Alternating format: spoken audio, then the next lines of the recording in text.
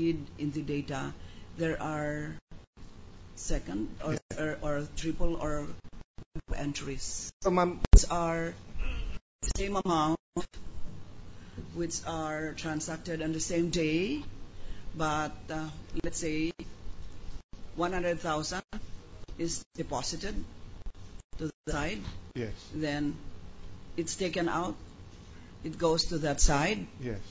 Then it goes the same on the same day. That same amount goes out to another account. Okay, ma'am, Then it let me goes try to clarify this account, but it ends there. So that Okay. is the one included in the computation. So that's what you meant, ma'am, by fresh funds, meaning it was there at that point in time. But so at any point in time, he had $12 million. Is that the correct understanding?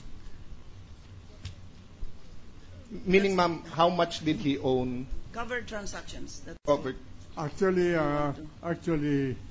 the question seeks to elicit a statement about the float. You see, there was a bank deposit account made, and there were withdrawals, there were deposits. At any given time, this money is put in different investment accounts. That is what normally called the investment field. There's a float of the depositor. So that will be the function of the people who will analyze this whole thing. How much at any given time was the float of the respondent, if he had any float of investment? And all of these are assets that have been included in the SALN. So, proceed. I think this is the float. I'm sorry, Your Honor. I think the Senate President put it more clearly. Magkano po yung float, the money How much of was the dollars? I want to know if your office made an analysis. I understand that ang binigay po sa inyo ay transactions. Hindi binigay sa inyo kung magkano ang pera niya at a certain point in time. So, was the analysis together with the COA? At one time, there was a withdrawal in the amount of 1,797,722.54. Okay. Second question, ma'am. The AMLAC only gave this 17-page. Did they give you the balances at the end of the year of the... No, Your Honor. And they cannot give that to you? We never asked for it, Your Honor. Yes. And I think they have to analyze it. Just for the purposes of the impeachment court, we agreed in caucus that we will be looking at the balances on December 31 of every relevant year when he was in government. That's why if this can be given to us, it would make it much easier for us. No? Ma'am, that's my last question regarding the actual amounts. But just go to the issues brought up by Senator Miriam. Ma'am, let me first tell you where we're coming from. After the 2007 election, as Blue Ribbon Committee Chair, we had several investigations. The ZTE, the fertilizer scam, the swine scam, the gift giving in Malacanang, cash gift giving. And every time we had a hearing, the AMLAC, and it was the same Executive Director, Aquino, no, would tell us that he cannot give us any information and he cannot give us any information about the accounts because he needed a court order to do so. And we asked him, is there any way that you can give it? He did not mention that simply by the ombudsman requests.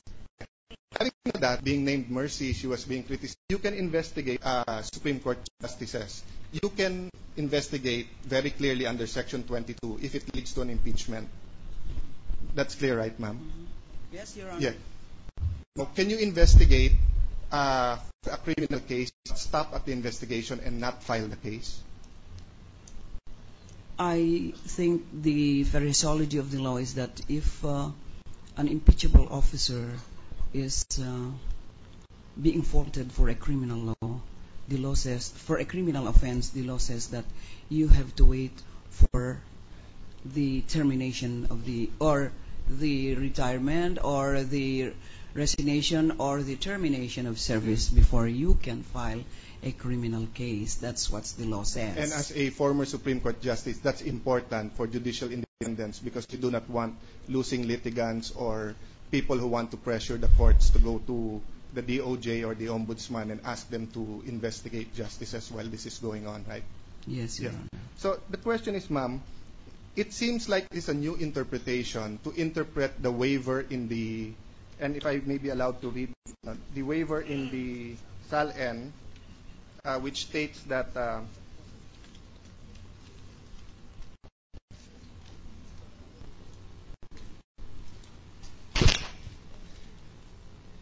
hereby authorize the Ombudsman or his authorized representative to obtain and secure from appropriate agencies, including the Bureau of Internal Revenue, such documents, liabilities, net worth, business interests, and financial connections, to include those of my spouse and married children of below 18 of age living with me in my household, covering previous years, to include the year I first assumed the office in government. In this case, it was signed by Chief Justice Renato Corona, and I assume all government officials pumipirma din, ma'am, no?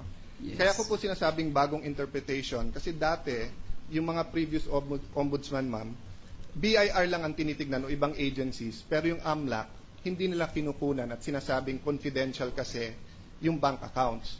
To prove my point, for the last 20 years, if you look at the congressional archives, napakaraming bills dito, one of them kay Senator Lacson, to amend either the bank secrecy law to exclude public officials, or I think Senator Escudero, myself, we're working on bills that will amend the SAL-N form to include waivers of bank accounts. And if you remember, ito yung challenge ko kay First Gentleman dati, I'll sign a waiver sa bank account ko, mag-sign din kayo ng waiver ng Presidente Arroyo sa bank account nyo. But with the present interpretation now of your leadership, don't get me wrong, Mama, I agree with it. I agree in a progressive way of fighting graft corruption. But I just want to assure the public that there will be balance and safeguards here.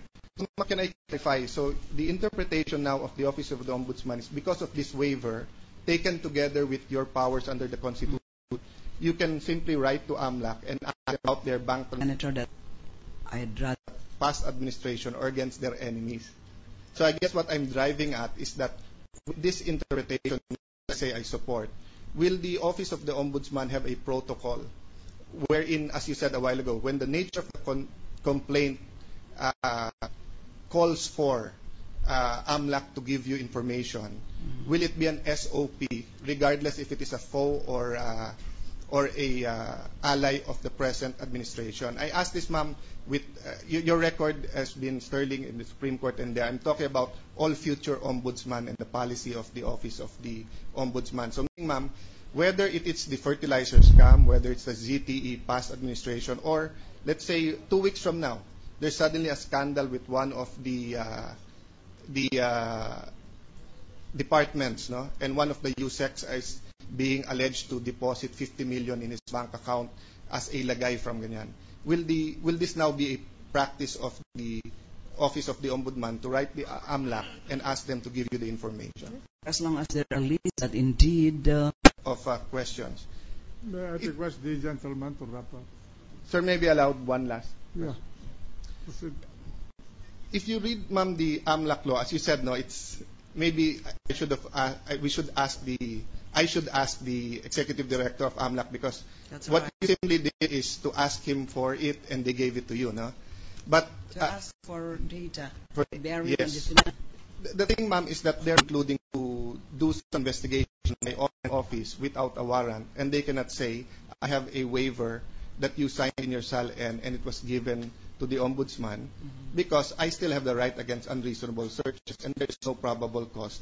So in the same way, ma'am, where do we draw the line, what information the AMLAC can give the office of for them? Because they've always interpreted Supreme Court decisions